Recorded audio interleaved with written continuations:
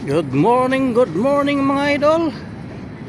Humupa na yung ating habagat. Nagsawa ng hangin nga manunulay. Ang ating sili mahinog na isa. Oh, mga hilaw pa ang malunggay. Muntik na maubos ang dahon sa hangin, manunulay. Ang ating pitsay, ano nangyari sa pitsay? Gutay-gutay ang dahon mga idol, oh. Dahil sa hangin. Oh, at least may magugulay pa rin. Kahit pa paano.